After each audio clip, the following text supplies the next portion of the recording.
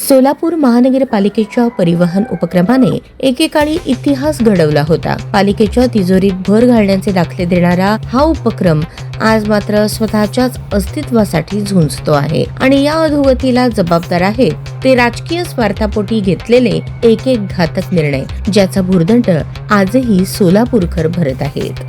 1992 नंतर परिवहन उपक्रमाची घसरण सुरू झाली, ती थेट बुधवार पेठेतील मुख्य डेपोपासून.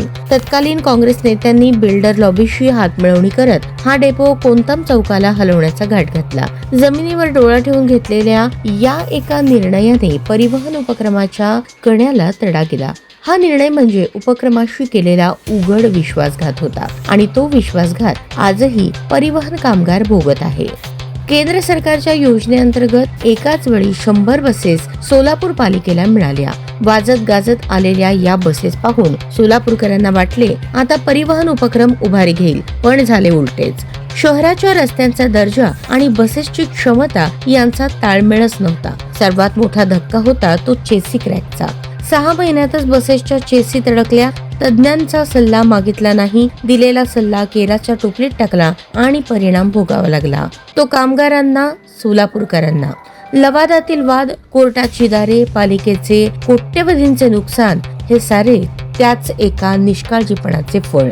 आता पुन्हा केंद्राकडून ई बसेस देण्याच्या प्रस्तावास मान्यता मिळाली आहे. बुधवार पेठेत चार्जिंग पॉइंटही उभारण्यात आले आहेत. म्हणजे जो डेपो राजकारण्यांनी बिल्डरांसाठी उद्ध्वस्त केला, त्याच भूमीवर आता ई बसेसची सुरुवात होणार आहे.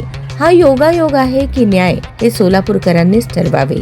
पण प्रश्न एकच, ज्या चुका 1992 मध्ये झाल्या त्यांचे धडे यावेळी घेतले जाणार आहेत का?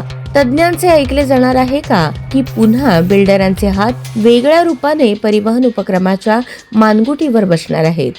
नव्या परिवहन समिती निवडीच्या निमित्ताने एक तांत्रिक पेचही समोर आला. लोकनियुक्त सदस्य सभागृहात आल्याने परिवहन सदस्यांना मुख्य सभागृहाच्या कामकाजात सहभाग घेता येत नव्हता. प्रशासकीय दृष्ट्या ही मोठी अडचण होती. या पेचावर तोडगा म्हणून पालिकेच्या मुख्य सभागृहातील सदस्यांना सभापती पदाचा पदसिद्ध अधिकार बहाल करण्याचा निर्णय घेण्यात आला. त्यानुसार स्वीकृत नगरसेविका रोहिणी तडवळकर यांची परिवहन समितीच्या सभापतीपदी निवड करण्यात आली.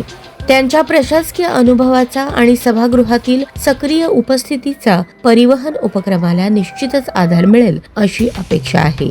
पण अपेक्षांचे ओझे वाहताना जुन्या जखमांचे दाखले विसरता येणार नाहीत, कारण सोलापूरच्या परिवहन उपक्रमाला आता जादूची कांडी नको.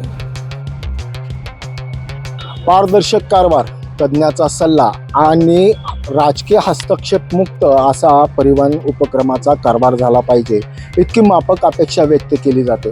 तेव्हाच कुठे बुधवार पेठचे चार्जिंग पॉईंट हे नुसते बसेसला चार्ज करणार नाहीत, तर परिवहन उपक्रमाच्या भवितव्याला देखील चार्ज करतील. ब्रेन न्यूज करता यासिन शेखसह मी नितीन पात्रे.